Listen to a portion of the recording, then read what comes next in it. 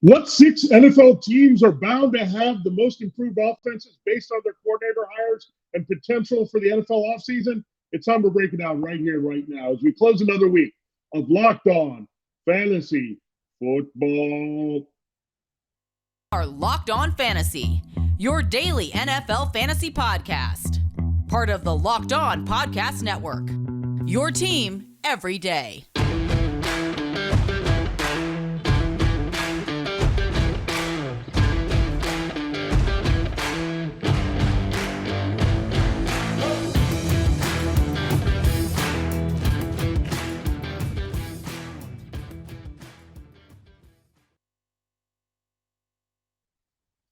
Greetings, everyone, and welcome to another edition of the Locked On Fantasy Football Podcast. As usual, I'm your host, Vinnie Iyer. When I'm not doing this, I'm writing about NFL and fantasy football for sportingnews.com. We've talked a lot about the combine. We set the table up with our first-round mock draft as well as our second-round mock draft, giving you all the offensive skill player details you need to know, guys to watch here to maybe rise up the boards, good team fits as everyone's meeting with all the top prospects in Indianapolis. So we gave you the breakdown there. Today, we're going to go and look at what's happened in the offseason so far and teams that have set the table well to dominate through the draft, free agency, and really improve their chances as an offense. And that means better potential fantasy football production. And a lot of it is based on the direction of their offense, the changes they've made so far, and what they're thinking going forward here to upgrade the personnel or maintain what they have and just improving on it by getting more out of their players. So we've identified six teams here, including the Chargers and Broncos. They made some big headlines with their offensive changes related to each other in interesting ways. So we'll break those teams down for you, as well as four other teams there. We'll rank them with the most room for improvement here. And again, some teams have more room for improvement than others because they can do wholesale changes with their personnel. But some can also improve just by changing the philosophy, scheme, and use of that personnel. So we'll get into the top six teams that we have good vibes on early here that are going in the right direction. So we'll have that for you. Thanks for making Locked On Fantasy Football your first listen today. We're free and available to you on all platforms. All right, let's start with Justin Herbert and the Chargers. Now, nothing big happened here, but something big is about to happen here with their offense. They got Kellen Moore from the Cowboys. They said he was fired. I think it was just a difference of opinion between him and Mike McCarthy. He wanted to run the ball a little bit more, and they actually ran the ball really well. We know it's Tony Pollard and Ezekiel Elliott last year, but with Kellen Moore, there's just a difference. He wanted to be a little bit more forward, new school thinking, opening up the pass game, while I think Mike McCarthy wanted some of those old school West Coast principles in there that Brian Schottenheimer can bring the new coordinator. I'm not high on that move, and they're not going to make the top six. Spoiler alert here, but love the potential of Justin Herbert in the Kellen Moore offense. We've seen some massive fantasy football seasons overall when healthy from Dak Prescott, passing and running. So I love that potential here, especially with the established weapons. They said to Tom Telesco, and the Chargers brass said Keenan Allen's not going to go anywhere. They need to keep him if they're going to make a run with Justin Herbert here on his rookie contract. So you got him. He's also a hard guy to cut, and he's still very valuable to what they want to do in offense. But I think there's upgrades coming. They're going to think about that third extra wide receiver. Right now they have Josh Palmer behind Mike Williams, but they need a little bit more dynamic element there, a little bit more versatility. So I have them actually taking Jackson Smith-Njigba out of Ohio State in the latest mock draft. But they're going to be in the market here for a wide receiver for sure to make some plays. And they're also tied to some tight ends in the draft. They could move on from Gerald Everett, make him a salary cap cut here and try to upgrade that position to get another weapon. You also have Austin Eckler, who's going to be boosted by the presence of Moore, getting so much more out of Tony Pollard in that change of pace, explosive capacity. Now, that was a Pollard first thinking offense with Ezekiel Elliott complementing. So there's just more potential maybe for Joshua Kelly being a productive scoring power back behind also Eckler. So really excited about the Chargers prospects here, making the change from Joe Lombardi to Kellen Moore. I think they needed to take advantage of a big, strong-arm quarterback with some ability the way that Prescott was delivering there. So Prescott, you might downgrade a little bit, but you're looking at Herbert, definitely bumping him up with this new offense with Moore based on the track record of explosive plays and big-time scoring and yardage. So looking forward to the new look Chargers for sure. Now, the Broncos, they actually have the old Chargers offense coordinator. So he stays in the AFC West, but it's different because Joe Lombardi is working for Sean Payton, the offensive minded head coach. So Sean Payton returns, the former Saints coach. He's trying to establish things with a offense here. So the Nathaniel Hackett experience did not work out for Russell Wilson. He just didn't have any prior connection with him and really didn't fit in what he wanted to do going forward. So that's usually a double whammy here. Now, Wilson, of course, has never played for the Saints or the Sean Payton, Joe Lombardi, Pete Carmichael Jr. style of offense. But when you look at it, it's good. I mean, we saw what he did with an undersized quarterback, Payton, for so many years since 2006 there, helping Drew Brees turn from a guy that had some injury questions, leaving the Chargers with his knee to perfect guy, a perfect system, and fast-tracked him to the Hall of Fame. So we know what impact he can have. Russell Wilson, of course, is a Hall of Fame caliber quarterback, despite what's happened the last two seasons, getting hurt and being phased out of Seattle, and then struggling last year mightily with Nathaniel Hackett in Denver. He's still a Pro Bowl and MVP and Hall of Fame caliber quarterback if you get things right. So they're talking about maybe moving Cortland Sutton. They might keep him and figure out how to work it out with him and Jerry Jeudy as key targets. I think you'll get more out of Greg Dulcich, the tight end. If Javonte Williams can come back healthy, I think you're going to see him expand his role as a receiver. And just tied to Alvin Kamara, Michael Thomas, all those big years of production. They've always had an impressive deep threat as well. So Tim Patrick returns as that as well. So that's going to be big. I think Tim Patrick not being on the field was a bit underrated because now you have the 11 personnel that you can work in. You got Greg Dulcich. You got some depth with Albert O there. So there's a lot of things that you can look at that are positive. The Broncos offense, the same things that had appeal last year, all the way down to Garrett Bowles and left tackle. Bowles, of course, got hurt. The Hackett-Wilson thing didn't work out, but Payton and Wilson could work a lot better. I think Payton will push Wilson a little bit more, while Hackett maybe was trying catering too much to Wilson. Wilson didn't really know what he was doing, and he was complaining about things there with Pete Carroll and Shane Waldron in Seattle. I think Russell Wilson now has to kind of mold himself to the coordinator. It was a brutal year last year, so I think Payton and Lombardi are going to get quite a bit out of him, especially their philosophies with the offensive skill players, getting the most out of those receivers, tight ends, and backs. So again, the track record is so strong for Payton, and in conjunction with Lombardi working with him. Now, Lombardi outside of that Payton circle hasn't been all that impressive when we look at Detroit as one stop and then Los Angeles with the Chargers, but working with Sean Payton side by side as a right-hand man, as two guys designing the offense together, he's been pretty good. So things just don't work out in certain situations, but they can improve in other ones, and we've definitely seen that here.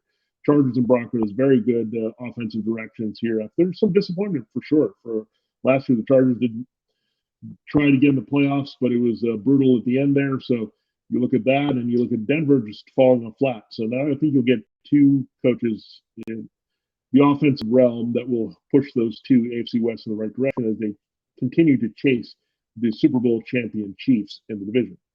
All right, those are two teams that are improved with their offenses and have more to improve here as they could change things up in free agency and the draft to further improve their roster.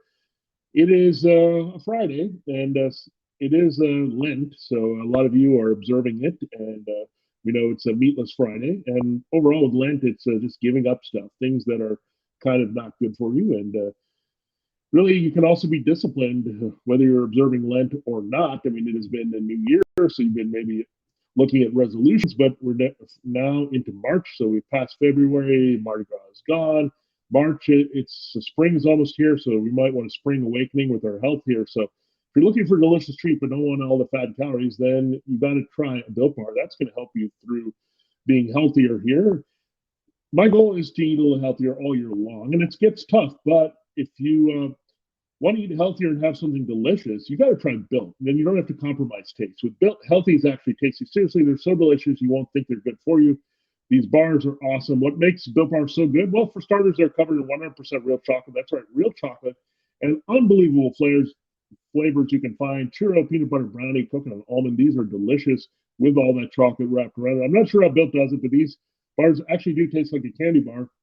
Amazing macros in all the Built Bars here. Only 130 calories, 4 grams of sugar, and a whopping 17 grams of protein in most bars.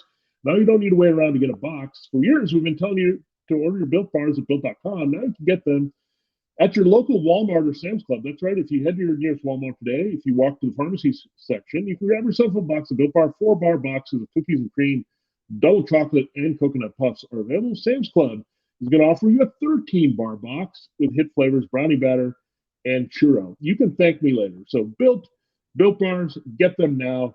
Live healthier without losing the delicious taste. That's Built and Built.com, as well as your local Walmart and Sam's Club. All right, it's time to continue the show here on a Friday, Locked On Fantasy Football. So we're closing the week, giving you insight and advanced scouting for the offseason, all offseason long here on Locked On Fantasy Football. All right, we're going to improved offenses, and this one is a little bit challenging because we're not sure exactly how the quarterback situation is going to play out. For now, the Washington Commanders are going with Sam Howell. Carson Wentz has been released, so it's not Carson Wentz. Taylor Heineke is a free agent. So a couple of free agents now with Wentz going into the pool. Yeah, they're pretty confident that Sam Howell is a guy that they're going to look at as their starting quarterback. Now, they don't really have an option picking later in the first round. They're not going to do a trade up here to get in position to draft a quarterback. So they might have to look at Sam Howell, maybe bring in a bridge. And then we know Eric Bieniemy has some ties all across the league. Do they look at Nick Foles in this situation? They're the Chiefs, Eagles, adjacent to Andy Reid, Doug Peterson, Matt Nagy situation. Do they look at Mitchell Trubisky, who had some work with Nagy? So there's little ways that the Commanders can improve their quarterback situation. I don't think they'll just let Howell out on an island without Wentz and Heineke. I think they'll get some veteran out there that has some experience in the Bieniemy Chiefs-related offense. So Eric Bieniemy comes over, working for Andy Reid for a long time. Now, the biggest thing that you didn't have from Bieniemy is he didn't call plays directly. Andy Reid was involved, so that kind of maybe hurt Bieniemy's chances of becoming a head coach a little bit. So now he's trying to rebuild that stock. He's in a good situation with Ron Rivera. So again, Rivera's a defensive guy. So Bieniemy is controlling this offense. So he's a former running back star out of Colorado. So that should be good for Brian Robinson Jr., power back. I think Antonio Gibson comes back in the fold, that these guys are going to work better overall. Gibson maybe being involved in that early role as this hybrid receiver. Maybe they can get him into that and have a clear-cut role defined here with those two guys. And look at the weapons; they're pretty good. You have Terry McLaurin, you have John Dotson, Curtis Samuel in the mix. So the Commanders do have some weapons. I think tight end, given the Bieniemy's history with the Chiefs and Travis Kelce, I think that's going to be a position that they definitely consider here. So something definitely to watch with the Commanders that could be a play. There's a lot of good tight end depth in the draft. I know they've had Logan Thomas, but he's had really a lot of trouble staying healthy here. And if he can stay healthy, I think they'll work him into the mix a little bit more. But again, transition, Howell, young quarterback, you figure tight end, security blanket is key. We already have two pretty good wideouts, and McLaurin, who now has a big contract, and Dotson on his rookie deal, looking pretty good when healthy last year, coming on from Penn State with the speed. So they do have some weapons there with the Commanders. Their offensive line is decent. Charles Leno, the former Bear, kind of short things up front there when they've struggled without Trent Williams. So Commanders a little bit better up front. I think Howell has some upside, some decent weapons, decent running game, and Bieniemy's experience and exposure to Andy Reid. So they come in as the audience number 4 on my radar here, behind the Chargers and Broncos 6 and 5. Coming in number 3, the Carolina Panthers. You say they don't have, no Christian McCaffrey. They're going to figure out if they want to bring back Donta Foreman. But I do like the brain trust here. Frank Reich, Colts Eagles mentality coming over. Then you have the ear of Sean McVay as well, as Thomas Brown comes over from the Rams. So best of both offenses here. I think it's going to be good for the running backs. So I think Foreman could be back in the fold with Chuba Hubbard serving as the receiving change of pace here. So we'll watch that. The Panthers could go draft a running back that has a little bit more workhorse value, can be versatile for early downs as well as receiving situations. So something you can look at from the Panthers there.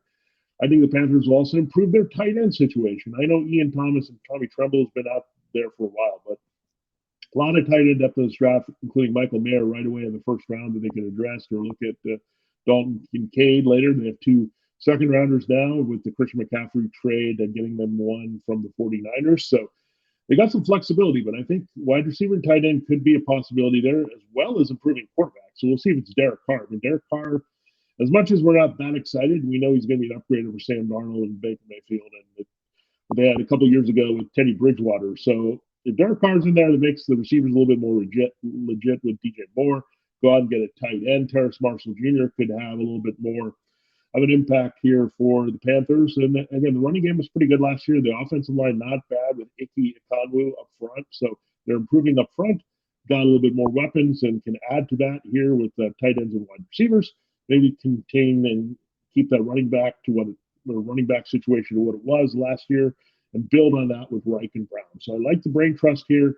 There's a lot of room for improvement. I don't want a Matt Rule type kind of old school defensive type coach here. Now we have an offense going forward. Reich is older, but a little bit innovative. And Thomas Brown, for sure, working with Sean McVay as a younger offensive mind, is going to push this team forward offensively. So really like what the Panthers can do here.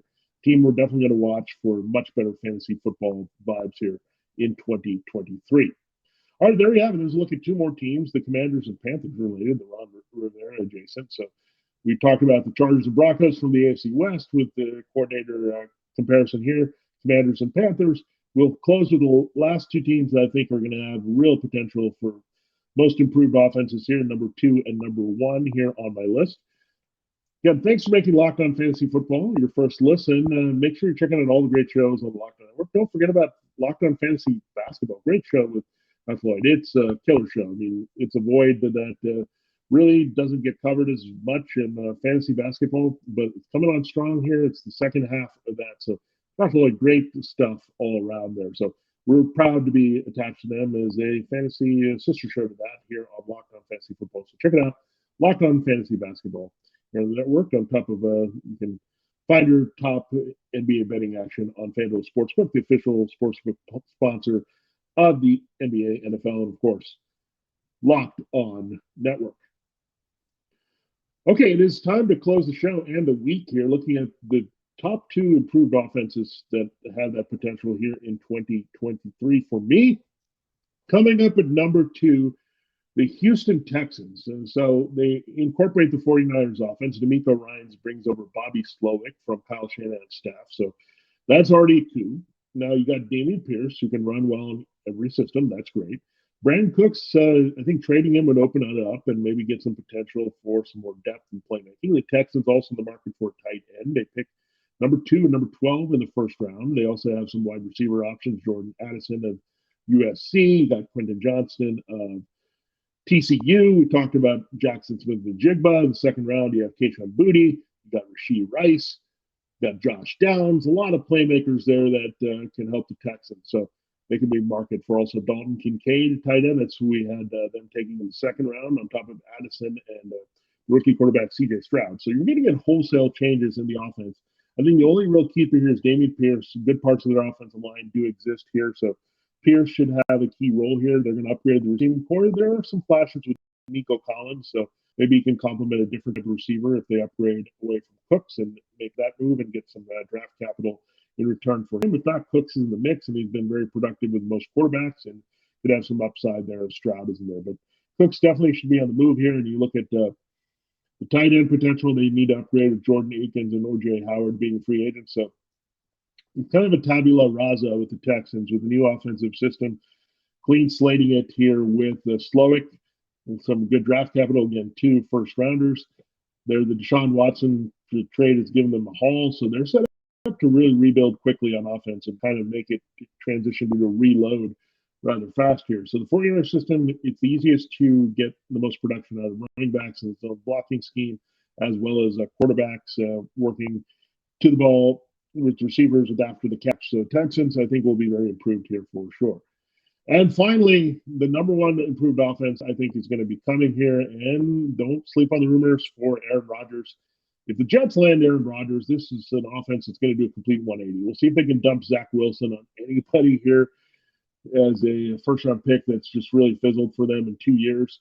But you look at it and say, again, Aaron Rodgers, this is going to be special. We talked about it with the weapons. And Garrett Wilson, clearly a new number 1 in this league. Elijah Moore can be an upside slot. You've got Corey Davis, maybe a potential to upgrade there. You can get out of Davis's contract. You have 2 good tight ends. We talked about it, C.J. Uzomah and Tyler Conklin. So there's some weaponry there. You got Breece Hall. If he's healthy, he's a dynamic dual threat out of the backfield as well. And in their offensive line, don't forget Mekhi Becton, Elijah Vera Tucker. If these 2 guys are healthy, that's going to really improve what they can do up front, the Jets. So Jets have a lot of possibilities because quarterback is an empty set here. Mike White's not going to be back as a free agent, most likely.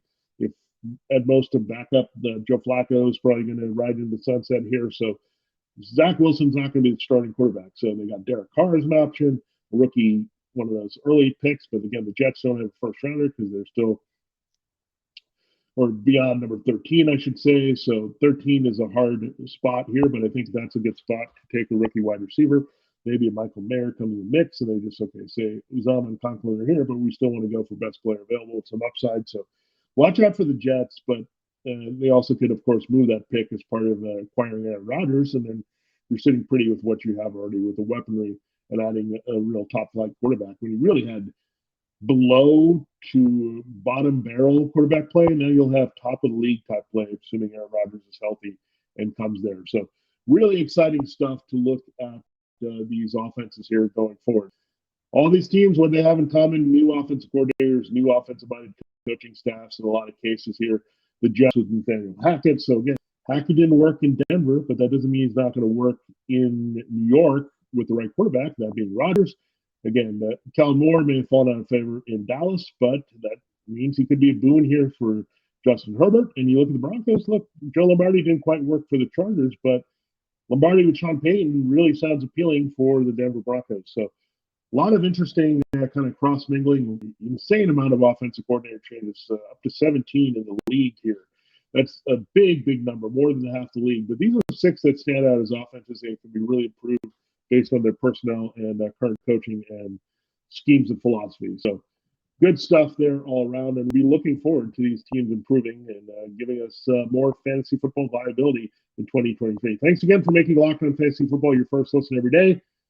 We will look at the results of the combine and see what our thoughts were here on Monday's show, here as we break things down there. Now make your second listen Locked On NFL Draft. Damian Parson, Keith Sanchez providing it coverage of the biggest NFL draft prospects and deep dives into sleepers and hidden gems that can change your favorite NFL franchise. Find Locked On NFL Draft wherever you get your podcasts and on YouTube, part of the Locked On Podcast Network, your team every day. For Locked On Fantasy Football, for Vinnie Iyer, this is myself. Have a great weekend, and we'll check you out breaking down some of the combine results for you on Monday.